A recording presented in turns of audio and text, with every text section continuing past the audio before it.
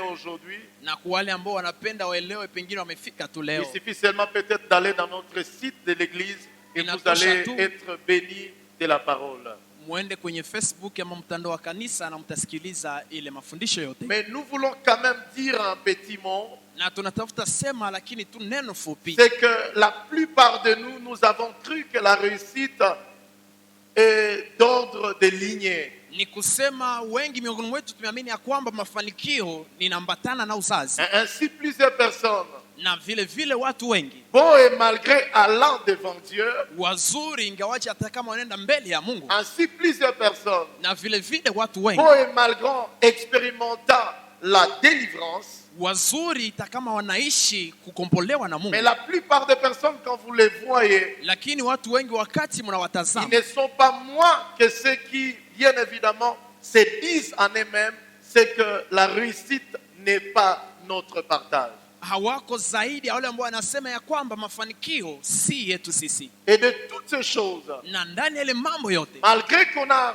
expérimenté le nom du Seigneur dans le côté de la délivrance, ingawaje waliishi jina la Bwana ndani ya ngambo ya mais kukombolewa, on est toujours esclave. lakini wanakuwa tu wafungwa. Parce que dans Jean chapitre 10, kwa sababu ndani ya Yohane sura ya 10, la Bible moi déclare, Biblia yangu inasema, Jean chapitre 10 le verset 10, Yohane sura ya 10 mstari le wa 10, Seigneur dit, Bwana anasema, le diable ne vient que pour voler, tuer et égorger. Shetani anakuja ili aibe, abomoe na achinje. Mais Jésus, lakini Yesu, il vient enfin que ce brebis ait la vie, amekuja ili kondoo zake ziwe na maisha, et qu'elle soit dans l'abondance. na ziwe ndani ya utele. Et au regard de l'église des Actes des Apôtres, na wakati tunatazama kanisa ya mwanzo ya la Bible mitume, nous dit dans Actes chapitre 4 le verset 33-34, Biblia inatuambia ndani ya Matendo ya Mitume sura ya 4:34. premièrement la Bible nous dit il y avait une grande puissance, ya kwanza Biblia inatuonyesha ya kwamba walitumika na nguvu il y avait kubwa, un grand pouvoir. kulikuwa uwezo mkubwa. Ça serait mal de conférer à quelqu'un le pouvoir qui ne connaît pas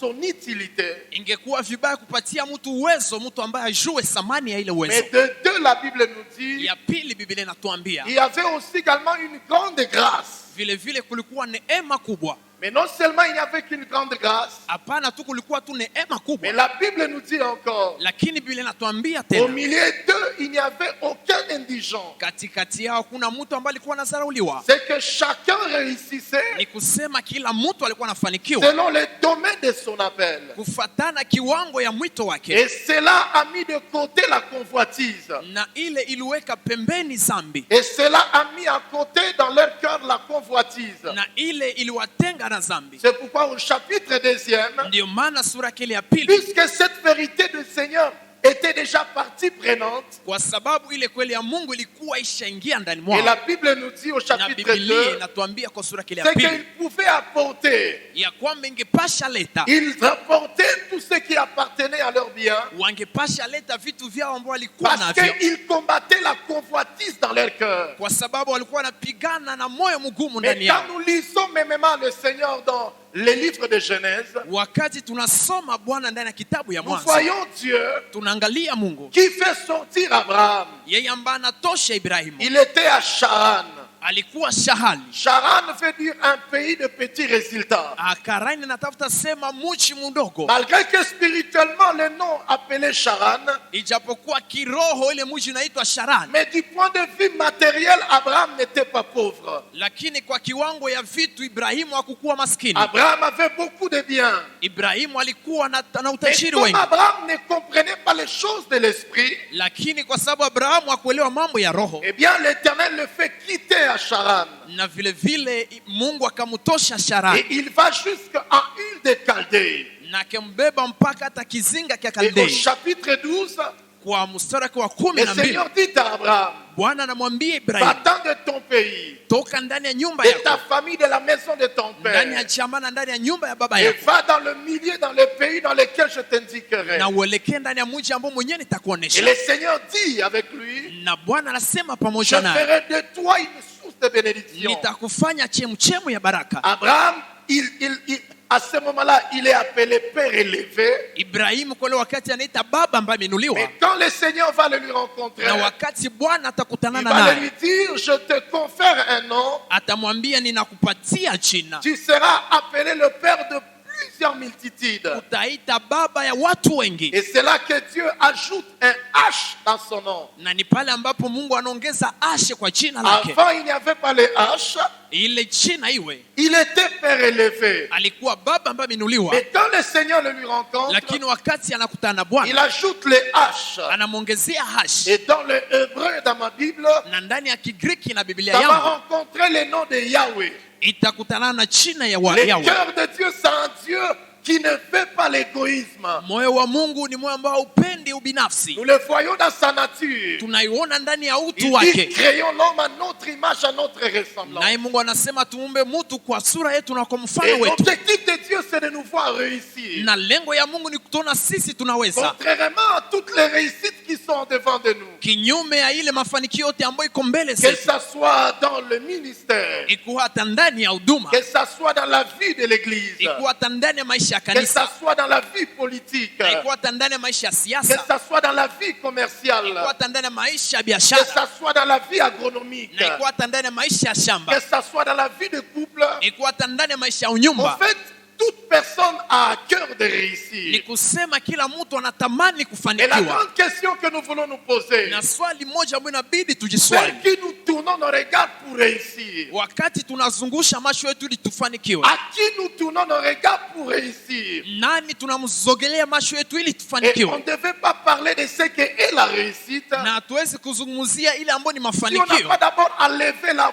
voile, ôter la voile derrière ce qui n'est pas la réussite. kama hatukutosha upofu nyuma ile ambayo si mafanikio. Dans Marc chapitre 10, Ndani ya Marko sura ile ya nous 10, voyons qu'un homme qui s'appelle Bartimée, na hapo tunamwangalia mwanadamu anaitwa Bartimayo, fils de Timée, mwana wa Timei. il était pauvre. Alikuwa maskini, Il était pauvre. alikuwa Il maskini, n'avait pas de nom dans Jéricho. hakukuwa na jina ndani ya Il Yeriko. habitait une ville qui était maudite. Alikuwa anaishi mji ambao umelaaniwa. Et son nom, le père de son nom, il s'appelait Timée. Na baba yake aliitwa Timeo. Et il a acquis la malédiction parce qu'il a bâti dans la vie de Jéricho. Na alirithi laana kwa sababu aliishi ndani ya mji ya Yeriko. Et c'est comme si tout ce qu'il a fait a été attaché à la vie de ses enfants. Na ni kama vile mambo yote alifanya iliambatana na maisha ya watoto wake Je wote. présentais cette structure de comment est-ce que les choses se passaient en Israël. Nilikuwa na watambulisha ile mtindo kwa namna gizi mambo yote yalikuwa pitika C'est Israeli. que le manteau qu'a porté Ni Bartimée, kusema kanzu ambayo Bartimayo alikuwa ce n'est anavaa, pas sa famille qui lui avait donné ça. si jamaa yake ambayo ilimpatia ile kanzu. Le manteau qu'avait Bartimée, Ile kanzu ambayo Bartimayo alikuwa ce n'est avala, pas son papa qui lui a donné ça. si baba yake ambaye alimpatia ile kanzu. C'est que le gouvernement Ni kusema waongozi wa nchi passait et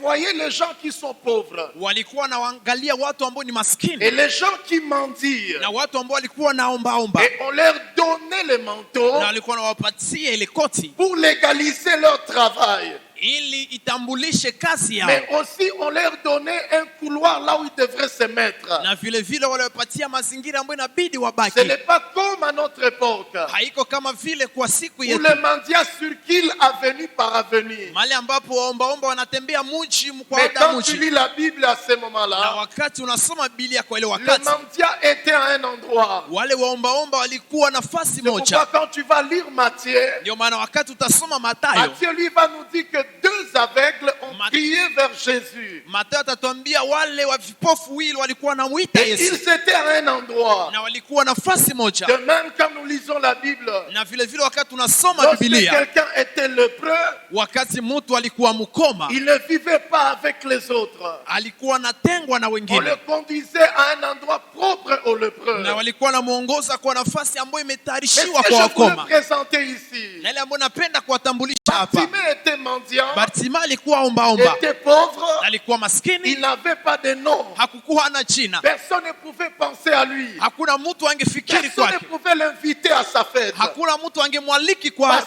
qu'il n'a harusi yake, pas, il n'a pas les supports que les humains regardent. kwa sababu yeye hakukuwa na utu ambao watu Il n'a wanaangalia. pas les choses que les humains aiment pour inviter quelqu'un. Hakukuwa na samani ambao wanadamu wanaangalia ili wakualike. Alors la Bible nous dit, Na sasa Biblia inasema Jésus il s'arrêta. Yesu akashimama. Si Jésus s'est arrêté pour un pauvre, Yesu akashimama kwa ajili ya maskini. bien-aimé dans le Seigneur, Wapendwa ndani ya Bwana, pourquoi tu continues à croire kwa nini unaendelea à kuamini ces mensonges jusqu'aujourd'hui? kwa hii uongo mpaka Et leo, tu continues à dire, na unaendelea nous, kusema nous sommes nés pauvres. sisi tumezaliwa Moi, maskini? je suis né pauvre. Mimi nimezaliwa D'ailleurs, maskini, je suis né à Ruchuru. nimezaliwa hata Ruchuru. Je suis né, je ne sais pas moi où. Angalia, nimezaliwa hata Est-ce nafasi que Dieu, il fulani. me connaît? Je, eske Mungu Est-ce ananijua? que ma situation peut changer? Je, hali yangu inaweza badilika? La question que j'aimerais te poser, Swali ambalo napenda ni est-ce kuswali, que tu es aveugle? je, uko kipofu? Un jour, je menais une enquête. Siku moja nilikuwa nafanya Je menais uchunguzi une enquête pour comprendre, na nilikuwa nafanya uchunguzi nielewe quelque part, nafasi moja, juste pour comprendre la douleur des aveugles. ili tu nielewe uchungu ya J'ai wapofu. rencontré un aveugle Nilikutana na kipofu, qui a fini par me faire cette confidence. yeye alimalizika kuniambia hii Il kweli, m'a dit, pasteur, akanambia pastor, la seule chose que je veux, kitu kimoja ambacho c'est napenda que Dieu mette fin à ma vie. ya kwamba Mungu amalize maisha yangu. Bien-aimé dans le Seigneur, Wapendwa ndani ya qu'en Bwana, es-tu de toi et de cet aveugle? akili yako na ya ule kipofu. Bartimée était aveugle, Bartima alikuwa mais kipofu, aussi il portait un manteau. lakini Un walimvalisha manteau kanzu, qui lui déclarait que lui, rien ne peut sortir. na ndani yake walikuwa sema hakuna kitu kizuri Les kinaweza humains toka. ont légalisé son travail. Watu walihesabu kazi yake, L'État congolais a légalisé son travail.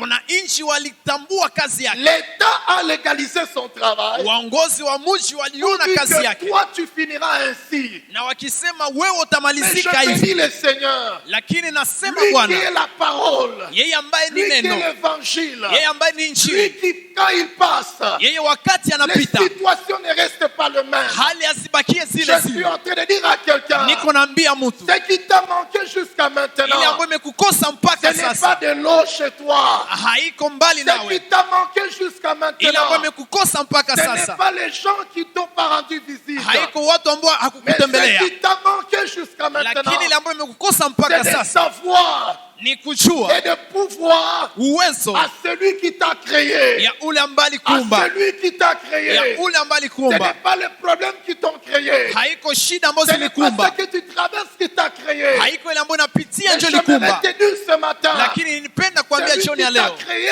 c'est Jésus-Christ. mwenye alikuumba ni Yesu, Celui qui t'a créé, c'est Jésus-Christ. muumbaji wako ni Et Yesu, Jésus te fait toujours du bien. na Yesu anakufanyia Jésus vizuri, te fait toujours du bien. Yesu anakufanyia kila La siku seule vizuri. chose qu'il te demande, Kwa kila kitu anakuomba c'est de croire en lui. ni kuamini tu jina De lake, croire en lui. kuamini tu De jina lake, croire en lui. kuamini tu La jina lake. Bible m'en déclare Biblia yangu à inasema tous ceux qui ont crié en kwa lui, wale wote ambao il walimwamini leur donne le pouvoir, aliwapatia la uwezo, capacité uwezo à entreprendre, ya kupata à kazi entreprendre ya là où personne ne kukombolewa, pouvait penser mahali ambapo mtu angewazia que le mieux pouvait sortir. ya kwamba kitu kizuri kingetoka. Bartimée était pauvre. Bartima alikuwa maskini De même que Gédéon était pauvre. zaidi, vile vile Gideoni alikuwa maskini. Juge chapitre 6 nous le dit. Waamuzi 6 Le Seigneur inatuambia lui disait, vaillant héros. Bwana alikuwa anaambia suja Mais lui, il mshindi, disait, je ne le suis pas. lakini alikuwa anasema mimi Parce si que suja je mshindi, subis les circonstances. kwa sababu hali ambazo alipitia. Je n'ai pas à manger, pourquoi tu m'appelles vaillant héros? Sikukula, kwa nini unaniita suja mshindi?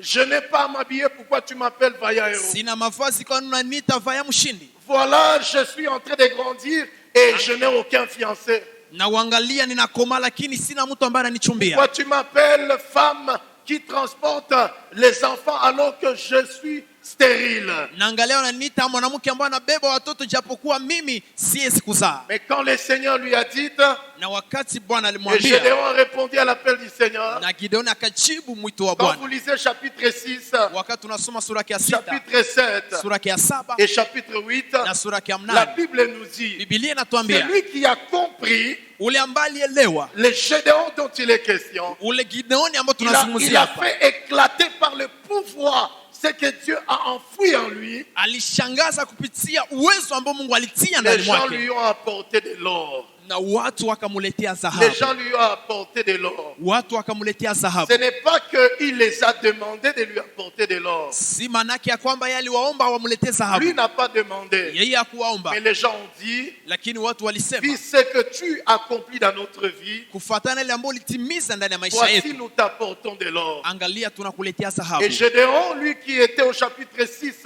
minable, Na Gidoni yeye kwenye sura ya 6 alikuwa maskini. il renferme la part de son histoire un peu avant avec une vie différente à celle de la première, du premier. Anamaliza historia yake ya kukuwa na maisha tofauti na ile ambayo alikuwa nayo Et mwanzo. nous sommes en train de dire, Na tuko nasema parmi les éléments qui me bénissent dans ce qui n'est pas la réussite, miongoni mwa mtindo ambao zinanibariki ndani ya la ngambo ya réussite mafanikio. n'est pas la responsabilité totale de Dieu, Mafanikio si majukumu yote ya Mungu, ni moins l'irresponsabilité de l'homme. ama kinyume kutokuwa na majukumu ya mwanadamu. Et après quoi alors, Na kisha baadaye sasa, derrière ce texte, nyuma ya shairi, le Seigneur m'a mis à cœur d'aborder avec nous 5 choses qui cadrent avec la réussite. Bwana aliweka moyoni mwangu ili niseme pamoja nani vitu vitano ambavyo vinaambatana Parce na que nous sommes en mafanikio, train de vouloir dire à l'église, kwa sababu tuko napenda kuambia kanisa la réussite biblique, mafanikio ya kibiblia elle vaut plus que l'argent. inakuwa zaidi ya pesa. Beaucoup de personnes, quand on parle de la réussite, Watu wengi wakati wanazungumzia la mafanikio, première des choses, ils regardent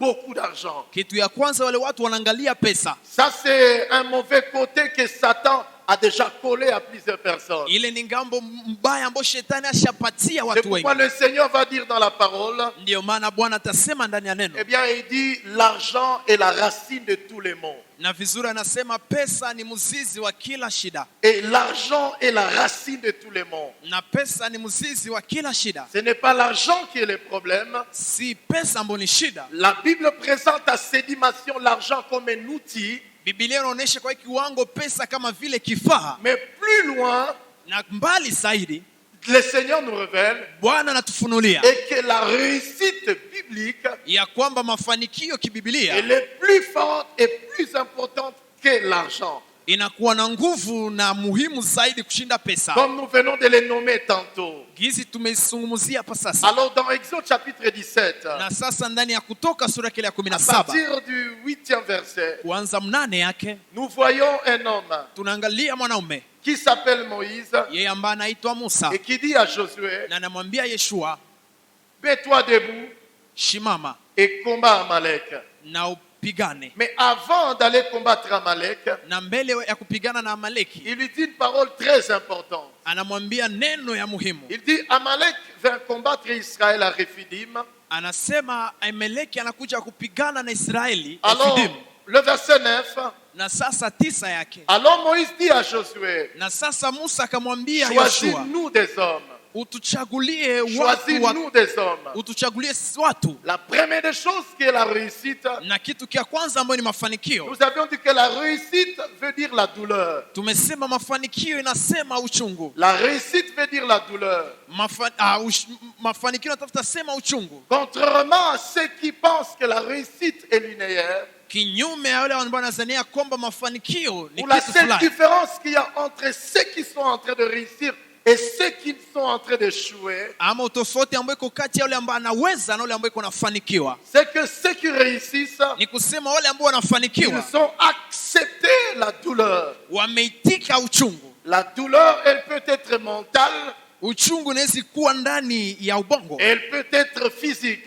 na inaweza kuwa ndani ya mwili. J'ai abordé cette semaine un aspect, Nilisema hii juma mbinu c'est que moja, quand vous arrivez dans une nation, ni kusema wakati mnafika ndani ya vous ne taifa pouvez fulani, pas parler de l'élan de cette nation sans pour autant parler de père fondateur. hamwezi zungumzia jina ile taifa bila kuona kwanza wababa wanzilishi wa taifa. Réalisez, bien-aimés dans le Seigneur. Mtambue vizuri wapendwa ndani ya Bwana. Voyez comment est-ce que Lumumba il est mort. Mwangalie namna gani Lumumba alikufa. Eh bien, on dit ceci dans les histoires, Na vizuri wanasema hivi ndani ya historia ya et Kongo, qu'on l'a plongé dans l'acide sulfurique. ya kwamba walimweka ndani ya aside sulfurique. Et quand vous voulez parler de l'indépendance de la RDC, Na wakati mnatafuta ongelea independence ya DRC, qu'importe la célébration que la nation peut avoir, ingawaje ushindi ambao taifa nisikuwa les nayo, regards sont tournés d'abord vers le père de l'indépendance. lakini macho yote inaonekana mbele ya baba mwanzilishi wa Les taifa. regards ne sont pas d'abord tournés vers ceux qui gouvernent maintenant. Macho hayaonekani kwanza wale ambao wanaongoza nchi Mais sasa, les regards sont tournés vers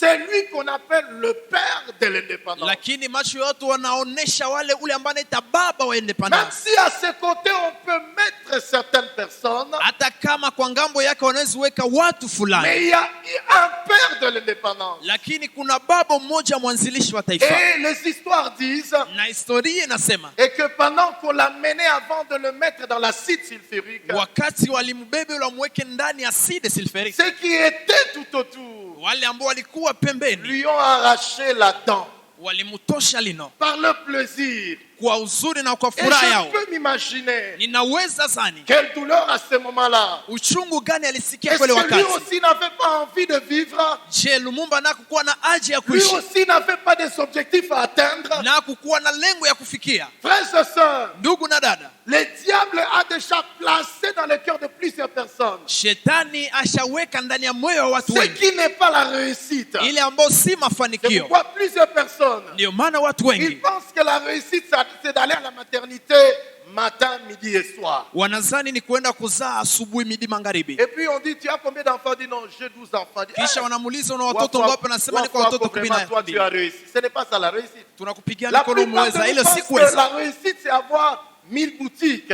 Watu wengi wanazani kuweza ni kukuwa na duka nyingi. La plupart de nous pensent que réussir, c'est avoir beaucoup de diplômes. Watu wengi wanazani kufanikiwa ni kukuwa na vyeti vingi. La plupart pensent que réussir vraiment, c'est aller étudier à l'INPGL. Na watu wengi wanazani kuweza ni kuenda somia ile peshe. La plupart de nous, tout ce que nous savons ici, Na watu wengi miongoni mwetu dit que non, réussir vraiment, ambao wanasema il faut kufanikiwa que j'étudie à l'UNICOM. inabidi nisomee Inigom. Et surtout qu'aujourd'hui, on a une nouvelle manière de parler. Na kwa mfano gizi leo tunakuwa na namna nyingine ya kusema. Système LM2.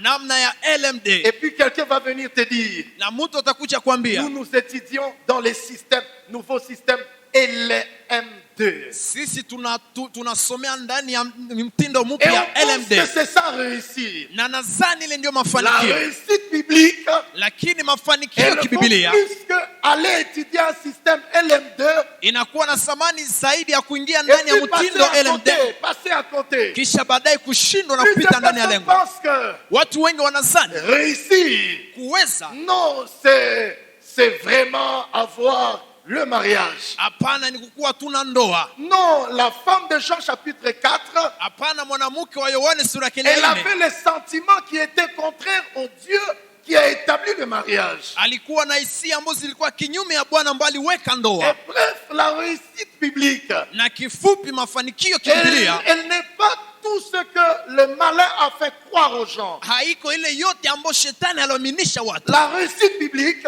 Mafanikio c'est de kibibilia répondre à un appel de Dieu. ni kujibu mwito moja wa Tu Mungu. peux répondre à l'appel de Dieu, Unaweza jibu mwito wa Mungu mais tout en étant vendeur des unités. ijapokuwa unaoshisha tu unité. Tu peux répondre à l'appel de Dieu, Unaweza jibu wito wa Mungu mais tout en étant bonne. ukiwa kijakazi Quand ndani ya nous nyumba parlons de la fulani. réussite, Wakati tunazungumzia ou quand mafanikio, Dieu nous invite à la réussite, hata wakati Mungu anatuita kwa ce n'est mafanikio, pas que nous tous nous aurions de millions. si kusema kwamba sote utakuwa na Ce mamilioni, n'est pas veut dire que nous tous nous serons des commerçants. si manake sote utakuwa wachuruzi, Ce n'est pas veut dire que nous tous nous allons voyager. si manake sote tutasafiri. Mais la réussite biblique, Lakini mafanikio elle kibibilia vient me conduire inakuja pour niongoza que je ne puisse pas rater ma raison d'être sur la terre. ili nisikose lengo yangu ya kuwa hapa duniani. Mais malheureusement, Ole sasa, la plupart de nous, watu wengi miongoni nous mwetu sommes en train de courir tuko nakimbia vers ce qui n'est pas la réussite. nyuma ya ile ambayo si mafanikio. Vous ne serez pas le premier. Hautakuwa wa kwanza. Abraham l'a été. Ibrahimu alikuwa, Si le Seigneur ne lui aurait pas repêché, kama Bwana angemwokoa, Abraham serait en train d'échouer comme son père aussi. Ibrahimu angekuwa anashindwa kama vile baba yake. Alors la réussite veut dire la douleur. Na sasa mafanikio maana yake Et uchungu. nous avons présenté ceci Na tulionyesha hivi pour que les gens ne confondent pas ce qu'est la douleur et une maladie. ili watu wasifanye tofauti kati ya magonjwa na Mais uchungu. quand nous parlons de la douleur, Wakati tunazungumzia uchungu, on peut faire allusion comme la douleur d'une maladie, tunaweza angalia kama vile uchungu wa magonjwa mais ce fulani, n'est pas la douleur de la maladie. lakini si uchungu wa magonjwa. Matthieu chapitre 4, Mathayo sura kile ya les 4, versets 23 à 24, 23-24, le Seigneur nous dit ceci. Bwana anatuambia hivi, Il nous parle de la douleur et il nous parle de maladie. anatuonesha uchungu na anatuonesha pia Pour magonjwa. ceux qui écrivez ce texte, Kwa wale ambao wanaandika, mtaandike hizi mashairi. Jésus parcourait toute la Galilée, Yesu alikuwa anatembea Galilea enseignant dans les synagogues akifundisha ndani ya et masinagogi, chant la bonne nouvelle du royaume akihubiri habari mpya ya et ufalme wa guérissant Mungu toute maladie na akiponya kila ugonjwa et toute infirmité na kila ulema parmi les peuples. miongoni mwa taifa. 24. 24, Sa renommée se répandit dans toute la Syrie na akajulikana ndani ya Suria nzima, et on lui amena tous ceux qui souffraient de maladies na wakumuletea wale wote ambao walikuwa na ugua et de douleurs diverses et de douleurs de divers genres. na uchungu wa kila namna. Donc ce n'est pas la maladie. Ni kusema si Il y magonjwa, avait de douleurs genres, de divers genres, kulikuwa uchungu wa et kila il y avait namna, aussi également des maladies. na vile vile kulikuwa magonjwa. Donc toute personne qui souffre de syphilis, Ni kusema kila mtu mwenye anagonjwa toute syphilis, personne qui souffre de malaria, kila mtu mwenye anagonjwa malaria, toute personne qui souffre de sida, kila mtu mwenye anaugua na sida, c'est une maladie. ile ni magonjwa fulani. Et dans l'organigramme de Dieu, Lakini ndani ya orodha ya eh Mungu, bien cela ne veut pas dire que c'est une douleur. na vizuri si kusema ya kwamba ile ni uchungu. Eh bien Dieu nous aide à voir cet tableau. Vizuri Mungu anapenda atuoneshe ile mwito, Et il dit maladie et douleur de divers genres. na anasema magonjwa na uchungu wa kila Mais namna, aussi il dit de maladies qu'on appelle démoniaques. na vile vile anasema magonjwa ambayo tunaita haya mapepo, Mais il dit de lunatique, na anasema wale ambao wanakuwa na ugonjwa wa de mwili, paralytique. wale ambao wanakuwa na Et il les guérissait. kutosana na mwili. Donc quand on parle de douleur, Alikuwa na waponya wakati je tunazungumzia prends par uchungu. exemple Lumumba. Ninachukua kwa mfano Lumumba, Et donc quand on lui arrachait la dent, wakati walimtosha lino, ça engendrait la douleur. ilikuwa natosha ndani mwake Mais uchungu, la douleur là, lakini ile uchungu c'est la douleur des causes qu'il avait en lui. ni uchungu ya lengo ambalo alikuwa nao ndani Il mwake. voulait qu'un pays qu'on appelle Congo Alipenda nchi ambayo wanaita Kongo réussisse. iweze, Mais dans le côté réussir, lakini ndani ya ngambo kuweza, il répondait à son appel. alikuwa anajibu kwa mwito wake. J'essaie un peu de lire son histoire. Ninapima kusoma historia yake En tout kidogo. cas, dans le peu de ce que je lis jusqu'aujourd'hui, Kweli kweli ile historia yake ambayo nimesoma mpaka leo, on dit qu'il n'a pas vraiment une parcelle qui peut équivaloir à 100 sur 100 mètres carrés. hawatuambia kwamba hukuwa hata na uwanja mkubwa. Imaginez-vous. Tuwaze vizuri Bon, nous sommes en train de nous battre. Hein.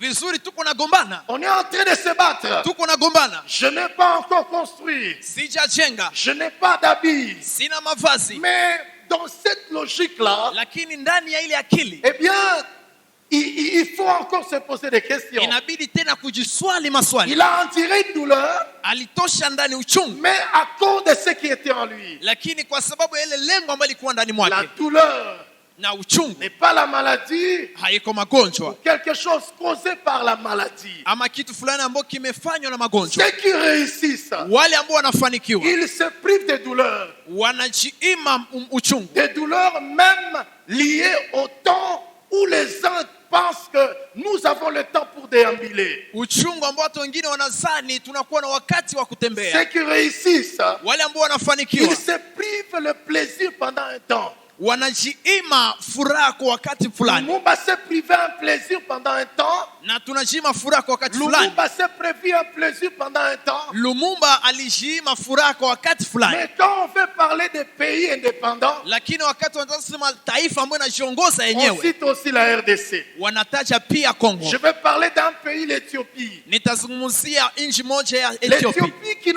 un des pays africains Ethiopia ni nchi moja ya et qui Kiafrika jusqu'à maintenant na ambayo mpaka n'a sasa jamais été colonisée. haijakuwa na wasimamizi Que wengine, ce soit les Anglais, ikuwa hata Waanglia, que ce soit les Italiens et les Allemands ikuwa hata Waitalia na qui Waalmani, étaient aux portes de l'Éthiopie, wale ambao walikuwa kwa mlango ya qui Ethiopia, voulaient coloniser ces peuples. wale ambao walipenda watawale ile taifa, Ils se sont privés la joie walijiima furaha et ils ont barricadé leur pays na wakizunguka mji jusqu'à tuer tous les colons mpaka kuua wale Et watawala les wote, colons en sont partis. na wale wakoloni wote Alors wakaenda. qu'au milieu de tous les 54 pays africains, Ingawaji miongoni mwa zile nchi makumi le tano na nne, seul pays africain moja ya taifa ya qui n'a Kiafrika jamais été colonisé, ambao ça haijatawaliwa s'appelle l'Éthiopie. inaitwa Ethiopia. Est-ce que quand eux ont colonisé les autres, Je- est-ce qu'ils étaient contents?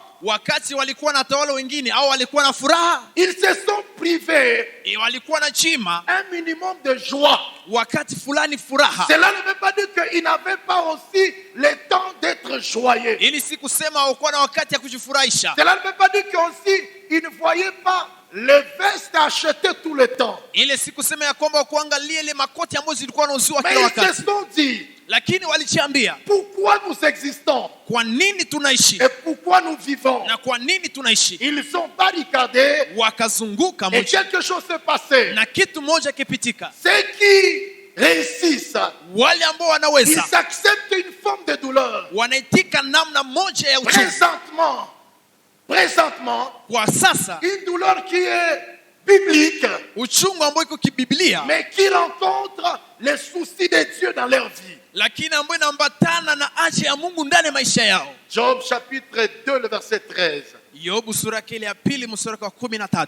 Psaume 39, le verset 2. Zaburi 39 mstari wa pili. Écoutez ces deux passages qui parlent le même langage. Tusikie hizi shairi mbili ambazo zinazungumzia msemo moja. Et puis rapidement, on va nous donner 1 Samuel. Kisha mbio tutatupatia Samueli wa kwanza. Chapitre 1er, le verset 16.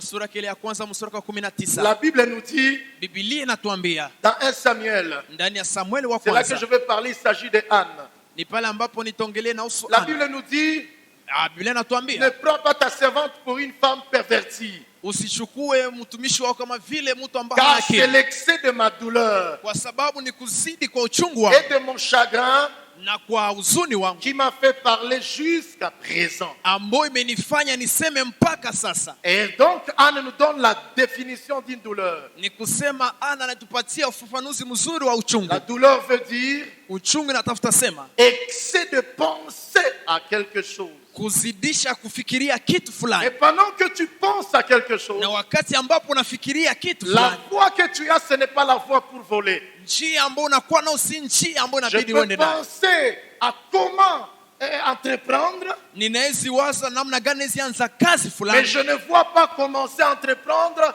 après que j'ai volé dans le champ de quelqu'un. lakini sitaanza kazi nikisha kuiba ndani ya shamba ya mtu Je fulani. peux penser réussir, Ninawezi waza mais kufanikiwa sans pour autant aller détruire la vie d'une fille. bila kuenda kuharibu maisha ya Je msichana peux mmoja. penser mariage, Ninawezi waza ndoa mais sans pour autant penser à aller coucher d'abord avec quelqu'un. bila kuwaza kwa mwanzo kulala na mtu fulani. La Bible nous dit, Biblia inatuambia car c'est l'excès de ma douleur. kwa sababu ni kuzidi kwa uchungu Alors wangu. voyons l'attitude de Anne. Na sasa tuangalie hali ya Ana. Quand Pénina l'a mortifiée, Wakati Penina alikuwa anamtia nguvu, elle ne se débagarrait pas, wakati Penina alikuwa mchekelea, hakuwa anagombana, mais elle allait au temple.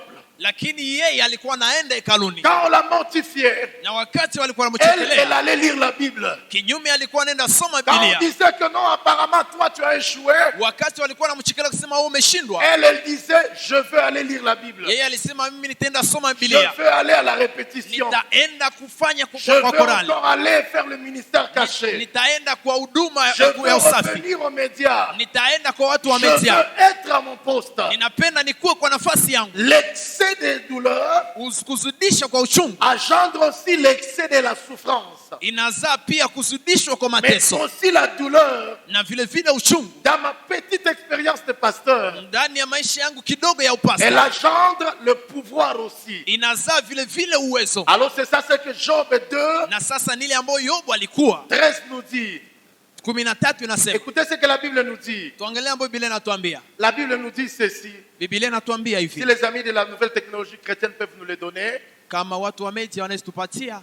La Bible nous dit dans Job chapitre 2, le verset 13. Biblia inatuambia ndani ya Yobu, Ah, la Bible nous dit ceci. Est-ce qu'on a Biblia trouvé? inatuambia hivi, je wamepata? Rapidement, la Bible nous dit, Biblia inasema Job chapitre 2, Yobu sura kile ya pili, la Bible nous dit, il s'était assis à terre, alikuwa na keti chini auprès de lui pembeni zake 7 jours siku saba et 7 nuits, na usiku sans lui saba, dire une parole, ikikuja neno fulani sans lui dire une parole. bila kumwambia neno fulani, Car il voyait combien sa douleur était grande. kwa sababu waliangalia mara ngapi uchungu wake ulikuwa mkubwa. Ce sont les amis de Job Wale ni marafiki wa Yobu qui sont venus, ils sont à 3. ambao walikuja, walikuwa marafiki watatu, Et au vu de la nouvelle qu'ils ont attendue, na kupitia habari mpya ambao walisikia, car ils ont vu seulement Job, wakati walimwangalia Yobu, ils ont pensé à l'excès de sa douleur. walifikiria zaidi uchungu wake, Ils ont eu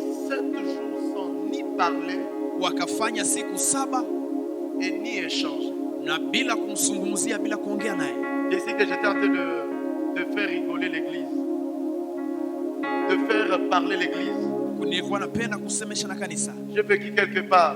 Niliishi nafasi moja, Il y avait une famille, ulikuwa jamaa moja tellement que elles ont un don de pleurer, zaidi, wanakuwa na karama ya kulia, mais on a fini par les coter quelque part. Donc, partout là où il y a des... Ils peuvent te motiver à pleurer même lorsque tu n'as pas envie de pleurer. mahali ambapo kuna wakilia wanaweza kutia nguvu kulia, mahali Maintenant, ambapo ce hakuna jour-là, kulia. Na ce jour-là, ile siku cette maman-là, ule mama elle n'avait pas été appelée, mais elle n'avait pas été informée qu'il y a des quelque part. hakuitwa ama kujulishwa ya kwamba kuna kilio nafasi fulani, Et là où il y avait des, c'était un papa qui était décédé. na nafasi ambapo kulikuwa kilio ilikuwa ni baba wa nyumba ndio alikufa. Et comme de coutume, elle vient en train de pleurer. Na kufatana na utamaduni wake anakuja Elle akilia, dit, Maman Jolie, vraiment, akilia, mama Jolie, toi qui kweli étais une bonne femme. wambo ulikuwa mwanamke mzuri. Elle a pleuré. Akalia, Et puis les gens qui étaient tout autour na kisha baadaye wakati alikuwa hivi pembeni sont mis un peu à l'écart. wakajiweka Et pembeni il yake. a vraiment pleuré. Elle a failli même enlever les habits. Na alipenda kulia na kutosha hata mavazi, Et on est venu le prendre. na wakakuja C'est que kumchukua, ce n'est pas Maman Jolie qui est décédée. wakimwambia haiko mama Jolie ndio alikufa, C'est Baba Jolie. ni baba Jolie ndio alikufa.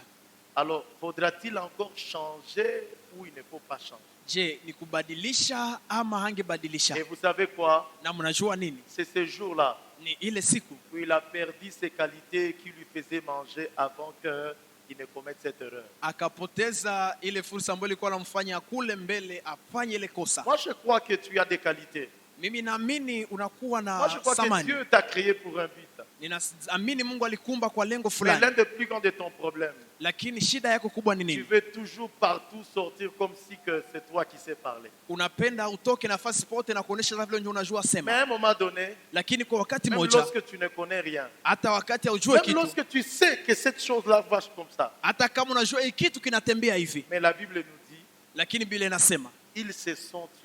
wakanyamaza. C'est pourquoi je dis à l'église, Ndio maana naambia kanisa, ce n'est pas tout celui qui a construit une maison à voler. si ule ambaye alijenga nyumba manake aliba, Ce n'est pas tout celui qui s'habille, il s'habille par péché. si kila mtu ambaye anavaa kwa sababu alifanya Qu'est-ce dhambi. qui te fait croire que c'est lui parce que là, il s'est habillé en veste et qu'il a volé? Nani mwenye anakuaminisha ya kwamba kwa sababu alivala veste ni kusema aliba? Tout ça, c'est parce que Satan a déjà volé en toi la conscience de la réussite. Ile yote ni kwa sababu shetani asheba ndani mwako dhamiri ya Et mafanikio, la Bible nous dit, ambapo Biblia inatuambia ils se sont tus, wakabaki kimya, ils se sont mis à terre wakabaki kimya 7 jours durant, siku saba 7 nuits durant. na usiku C'est saba. la dimension de la discipline. Ni kiwango ya On en kujidiscipline. parlera par la grâce de Dieu. Tutaizungumzia kwa neema ya Les Mungu. gens qui réussissent Watu ambao wanaweza ont une forme de discipline wanakuwa na namna ya discipline qui porte à confusion les gens qui les voient. ambayo inabeba na kuchanganisha watu ambao La wanawaona. discipline ne veut pas dire être sale, Kujipatia discipline si kusema ya mais ils kwamba kuwa se mchafu, disciplinent à cause de ce qu'ils veulent voir dans leur vie. lakini wanajidiscipline kulingana ile ambao wanapenda waone ndani ya maisha Je yao. voulais parler de deuxième chose, Nilipenda nizungumzie kitu ya pili qui est la réussite, et puis je veux vous laisser. ambayo ni mafanikio, kisha baadaye Je nitawaacha. crois par la grâce de Dieu, je vais continuer les dimanches prochains. Ninaamini kwa neema ya Mungu nitaendelesha siku ya Mungu ambayo Parce inakuja, qu'ici à l'Arche, les gens aiment les temps. kwa sababu hapa kwa kanisa Arshi watu wanapenda wakati, N'est-ce pas non? si ndio? N'est-ce pas non? Si ndio? N'est-ce pas non? Si ndio? J'aime toujours vous demander pardon. Quand les temps sont en train d'arriver, je cours derrière votre temps. Ninazoea Alors, kuambia msamaha wakati Exode inapita. chapitre 17. Mwanzo sura ile ya 17. Moïse dit à Josué, Kutoka sura ya 17 Musa choisis anamwambia des Yoshua, hommes chagua watu. Deuxième élément, Kitu ya pili, deuxième chose kitu ya pili qui caractérise ce qui réussit. ambayo inaonesha ni nini mafanikio. Josué, on lui dit ceci: Yoshua wanamwambia hivi, sors utoke et choisis. na uchague.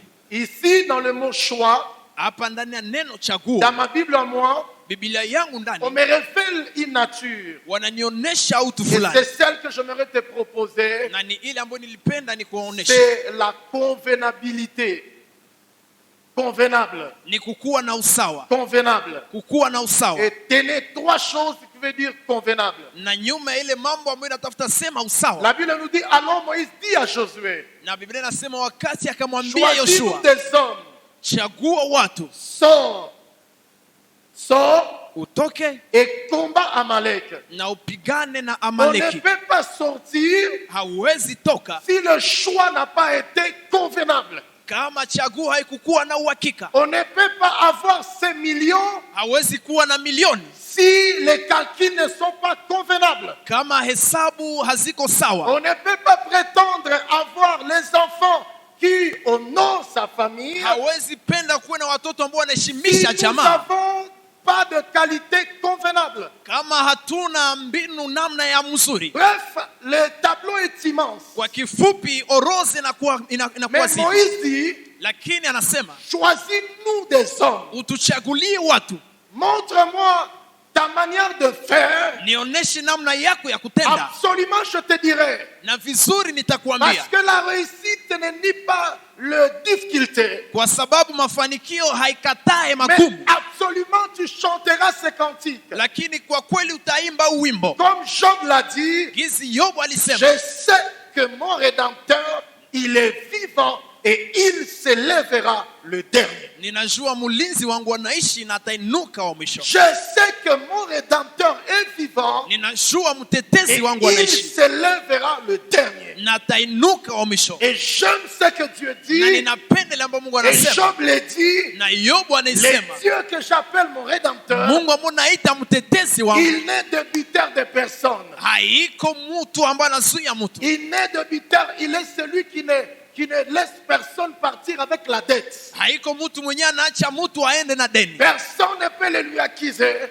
hakuna mtu anaweza Et mustaki qu'il est sorti cette terre ya kwamba alitoka ndani ya tant dunia que Dieu bila Mungu kwa ait kwanza accompli la promesse dans sa vie. atimize ahadi ndani ya maisha Par yake. contre, c'est nous qui mourons avec des dettes de Dieu. Kinyume ya ile sinyo tunakuwa na deni ya Mungu. Malachi nous dit, Malaki anatuambia vous me volez. munaniiba. Donc, c'est-à-dire qu'il y a des gens qui volent Dieu et qui Ni meurent kusema- en portant la nature de voleur de Dieu. Ni kusema kuna watu ambao wanaiba Mungu na wanakufa na wanabeba ile Alors, namna ya Moïse wizi, dit à Josué, na anamwambia Yoshua, sors et choisis-nous des hommes. toka na utuchagulie watu wazuri. 3 choses, 4 à la limite, Vitu vitatu vinne kwa qui veut ufupi dire convenable. ambao tutasema usawa. 1. Convenable veut dire être préparé. Ya kwanza usawa natafuta sema kutayarishwa Être kwanza, préparé. kutayarishwa kwanza. Proverbe nous dit ceci. Mezali natuambia hivi, Beaucoup de gens proclament leur bonté. watu wengi wanatangaza uzuri Mais wao, un homme et une femme fidèles qui le trouvera. lakini mwanaume na mwanamke mwaminifu utampata La wapi? fidélité, elle est constante. Uaminifu inaonekana, Mais derrière la fidélité, lakini nyuma ya uaminifu il y a une autre nature kuna kuwa ingine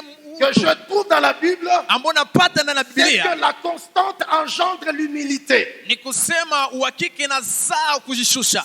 La constante engendre l'humilité. Ile uhakika inazaa kujishusha. Beaucoup de gens proclament leur bonté. Watu wengi wanatangaza Mais uzuri wao, un homme fidèle qui le trouvera. lakini mwanaume mwaminifu utampata wapi? Constant et humble malgré les coups et blessures de la vie. Mwaminifu na anajishusha ingawaje hali ngumu za maisha. Constant et humble malgré l'élévation de la vie. Mwaminifu na kujishusha kulingana hata La kama anainuliwa plupart ndani de ya nous maisha. tels que nous sommes là, Watu wengi gizi tuko nous mali hapa, pensons Dieu, amène-moi la réussite. tunafurahia Mungu atubebe kwa mafanikio, Mais la plus grande question que nous devons nous poser, lakini swali kubwa ambayo inabidi il y a des tujiswali, personnes seulement que quand seulement Dieu les a donné seulement le mariage, vous leur dites non. N'est-ce pas que c'est toi qui t'en choisis? Dit non, non. Si côté n'a pas le niveau, je m'occupe de mon mari. Toi là, na watu ambao wanapata ndoa wakati unamwambia sonyo ulikuwa na si ukoropa, seulement le mariage, Anasema- comment ça te à te priver de la dimension, de la compréhension, c'est qu'est la constance de la fidélité. Uanze sasa kujiima na ujue ni nini sheria ya uaminifu. D'autres personnes, ils trouvent seulement les diplômes que leurs pasteurs n'ont pas. Watu wengine wanapata vyeti ambao pasta wao hana. Qu'est-ce qu'il va encore me prêcher? Atanihubiri tena nini? D'autres personnes, Watu wengine nous sommes là.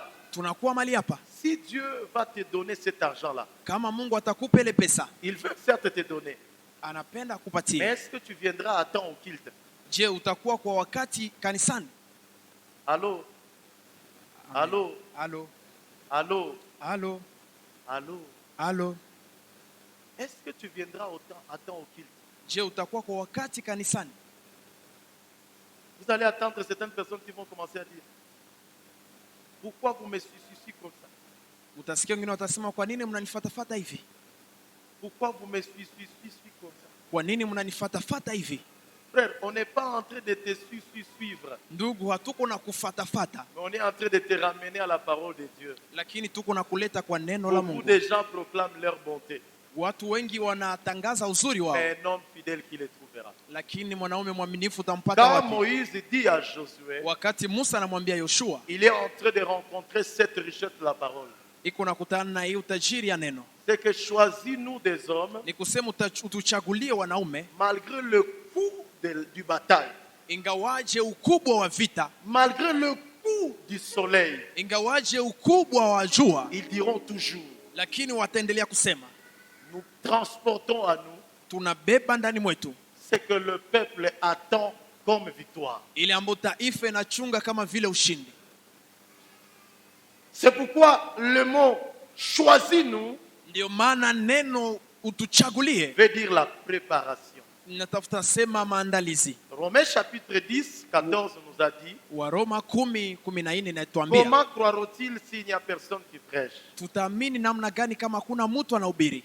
Eh bien, je dis ceci, Na vizuri ninasema la hivi, plupart de nos problèmes, watu wengi na shida nyingi ce n'est zetu, pas que nous n'entrons pas dans les obédiences spirituelles, si kusema hatukosi kuingia ndani ya mais la makanisa, plupart de nos problèmes, lakini shida zetu c'est nyingi parce que nous ne voulons pas suivre Jésus d'une manière convenable, ni kwa sababu hatupendi tumfuate Yesu kwa namna d'une nzuri, manière ordonnée. kwa namna ya usawa, De même que l'apôtre Pierre nous dit, kwa namna mtume Paulo anatuambia, comme les nouveaux enfants, gizi watoto wapya prenez le lait pur et spirituel pour votre croissance. uchukue maziwa mazuri na ya Ce texte kiroho est kwa en ajili ya train aussi ukomaa de nous kwetu. dire, Hii shairi pia iko Dieu natuambia veut que nous suivrons son mouvement Mungu anapenda tufate mwelekeo wake d'une manière convenable. kwa namna ya usawa. Deuxième chose que veut dire Kitu ya convenable, pili ambayo natafuta zungumzia usawa, être arrangé.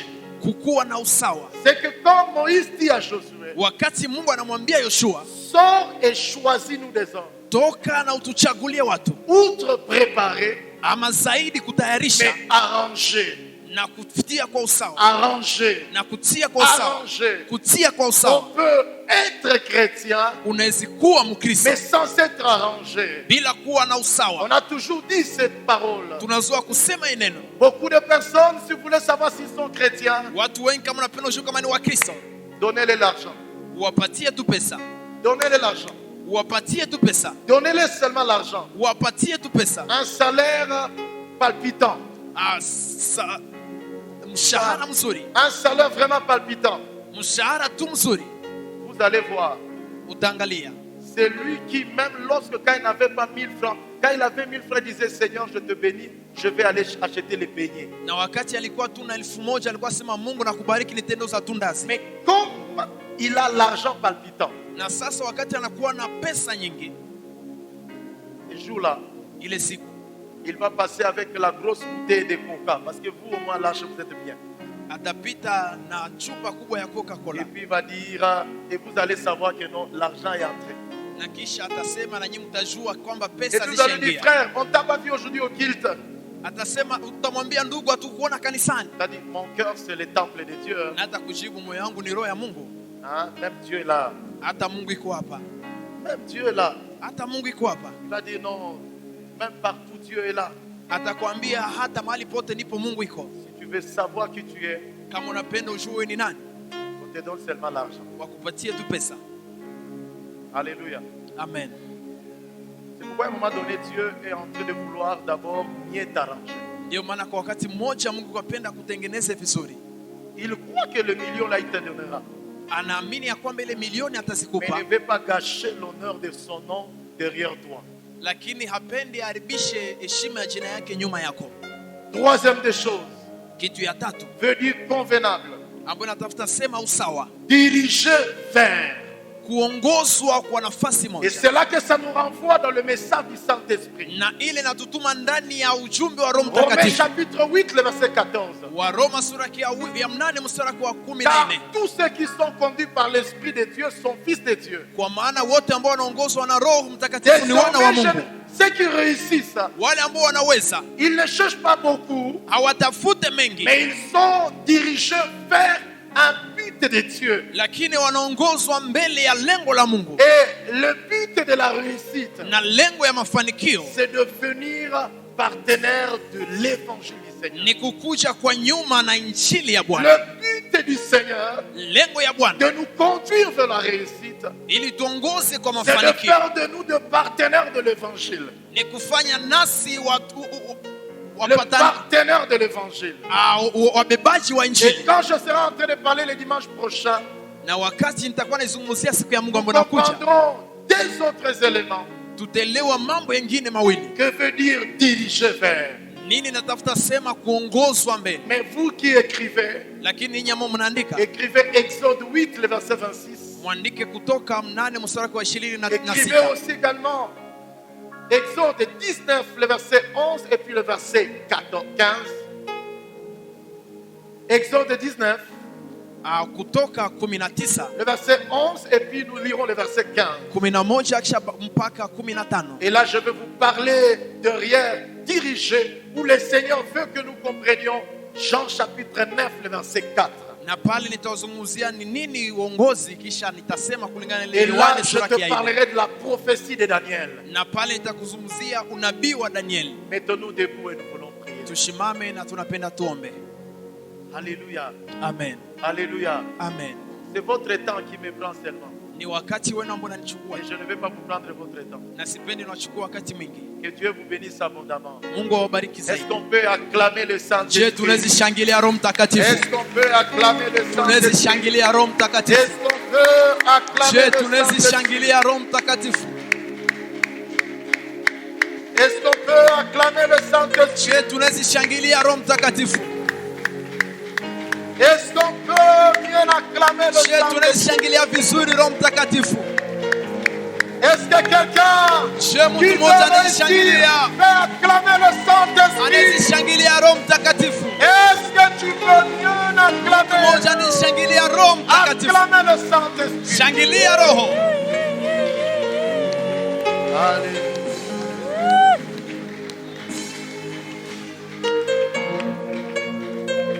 Seigneur, merci pour ta parole. Bwana, asante kwa neno lako. Commence à te remettre entre les mains du Seigneur. Anja kujiweka ndani ya mikono wa Bwana Bénis le Seigneur. na ubariki Bwana. Il te veut réussir. Il Anakupenda veut uweze, que tu réussisses. anapenda Mais ufanikiwe, selon le modèle biblique.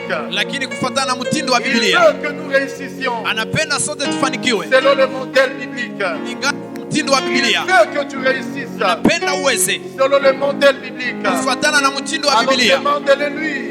Na sasa kuwa Il kwake, te donne la grâce. anakupatia neema, Il te donne la grâce. anakupatia La neema, grâce neema d'être conduit par lui. ya kuongozwa naye, La grâce neema d'être convenable. ya kukuwa na usawa, Parce que Dieu, kwa sababu il Mungu nous fait quelque part. anatupenda nafasi Il nous fulani, fait réussir. anapenda Il tuweze, nous fait arriver. anapenda tufike, Il nous fait être une bénédiction. anapenda tuwe baraka, Et il nous veut pour sa na gloire. anapenda kwa Bénis utukufu ta wake. semaine. Ujie ndani ya mikono yake. Bénis ta semaine. Kanisa inabidi chiweke, Bénis ta semaine. bariki juma yako, Bénis ta famille. bariki jamaa yako, Bénis ton cœur. bariki moyo wako. Que Dieu te garde. Mungu akuchunge, Que Dieu te protège. Mungu akulinde, Que tu réussisses sereinement. ufanikiwe sasa, Que tu ne manques de rien. usikose kitu, Et que Dieu na kwamba Mungu soit trouvé akuoneshe au travers de ta vie. kupitia maisha yako, Que Dieu ya kwamba Mungu soit connu aonekane, au travers de ta vie. ajulikane ndani ya Au maisha travers yako, de nos vies. kupitia maisha maisha au yetu, travers de nos entreprises, kupitia ndani ya au kanisa, travers de nos vies, kupitia maisha au yetu, travers de l'église. kupitia kanisa. Que Dieu soit connu Mungu ajulikane, et que sa renommée ya kwamba ujulikano wake garde et nous préserve. utuchunge na utulinde. Lève tes deux mains, je vais te bénir. Inua mikono yako mbili, napenda Lève tes deux nikubariki. mains bien, je vais te bénir. Inua mikono yako vizuri, napenda nikubariki. Saint-Esprit, Roho Mtakatifu, la bénédiction de Deutéronome 28, baraka ya je kumbukumbu le rattache makumi à mbili na chacune de nane leurs vies. ninaambatanisha na maisha Tu as yao. dit, lorsque nous obéissons à toi Ulisema wakati unatutii et lorsque nous aimons ta parole, na wakati tunapenda neno lako, tu nous mènes au-dessus des nations. unatuleta juu ya Je mataifa. prie au nom de Jésus Ninaomba kwa jina la que Yesu, cette semaine, wa hii juma, hii juma, que Dieu ya kwamba Mungu amène ta vie, alete maisha yako, amène ta famille, alete jamaa yako, amène ton travail alete kazi yako au-dessus des réalités qui le combattaient. yulu ya kweli ambayo ilikuwa Je inipiganisha. prophétise sur toi Ninakutabiria le miracle, le prodige de Dieu.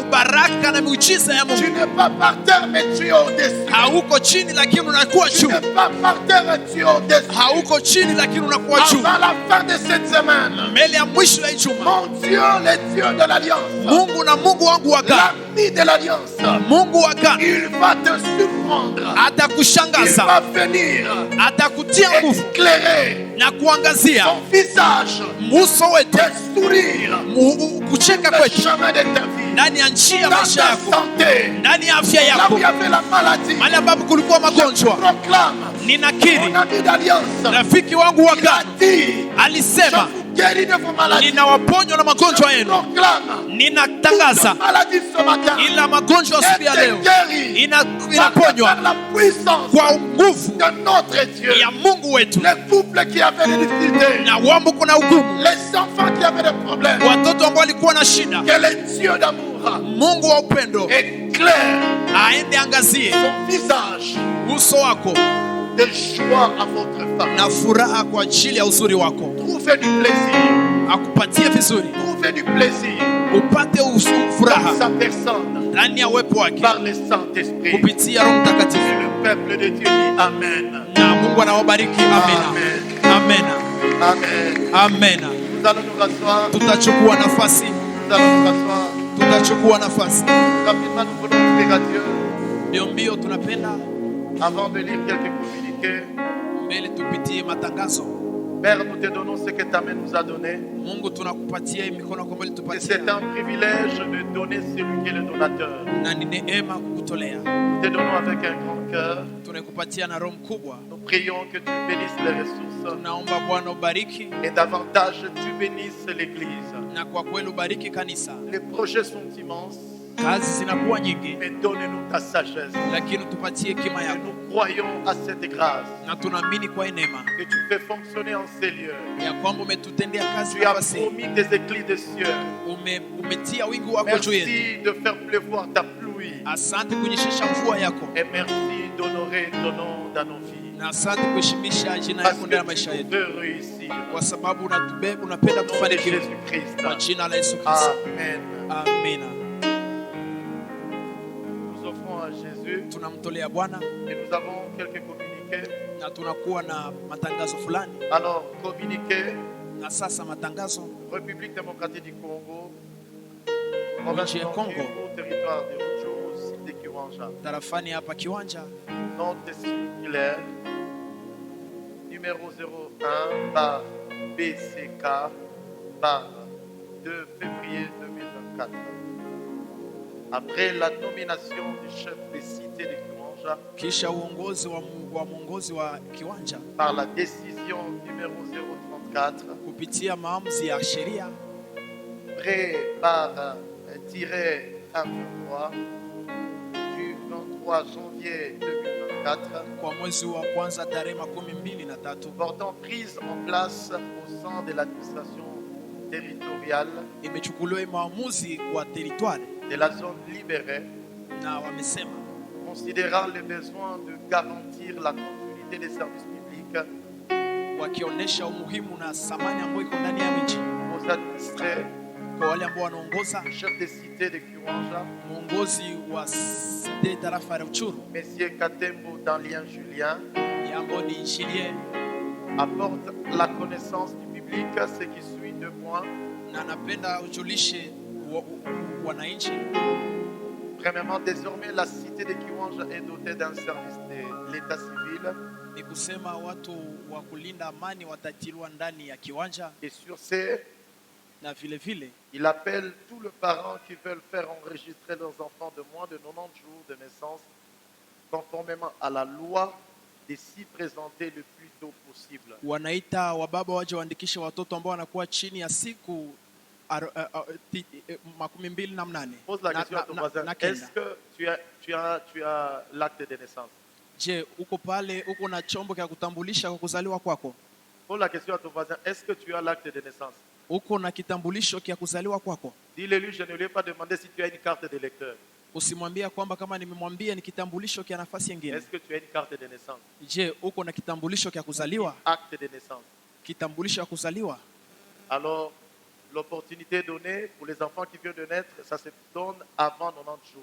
Na sasa wanaitwa watu waende wapewe vitambulisho ya kuzaliwa mbele ya siku 19 Deuxième information qu'on nous donne est que tous les hommes de Dieu sont appelés à orienter les couples de fiancés qui veulent contracter leur mariage civil à notre bureau pour plus de renseignements, et ceci avant le mariage religieux. Kitu ya pili, wanandoa wote wanaitwa waende jiandikisha pale kwa ofisi ili waje walunge hapa kanisani. Donc comme moi je vous dis, je ne peux pas bénir un mariage qui n'a pas été d'abord basiquement enregistré au l'état civil. Donc si vous voulez vous marier à l'Arche, eh bien commencez d'abord là-bas et puis tu viens et puis je vais te bénir.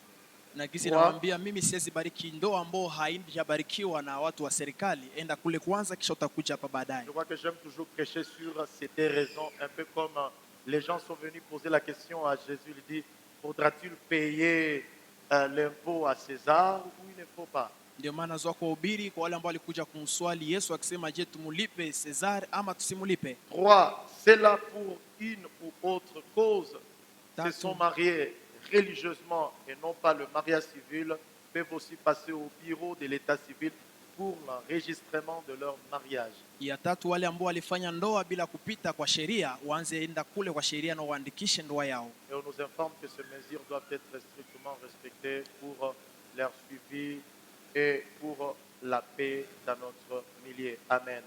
Na wanajulisha ya kwamba hii sheria itafuatiliwa na itaheshimika sana. Amina. Amen. Amina. Amen. Amina. Alors, deuxième communiqué, Tangazo ya pili, c'est que s'il y a une femme à tes côtés, dis-le-lui, il y a une bonne annonce. kama kuna mama pembeni yako mwambie kuna kuwa habari mpya. Alors, déjà, dès le mardi, nous démarrons notre séminaire chez les femmes ici à l'église à partir de 7h30. Est-ce qu'on peut bien acclamer les femmes de l'Arche? Wanawake wanashangilia ile siku ya pili tutakuwa hapo kwa semina. J'aurai avec vous 4 semaines de marathon par la grâce du Seigneur.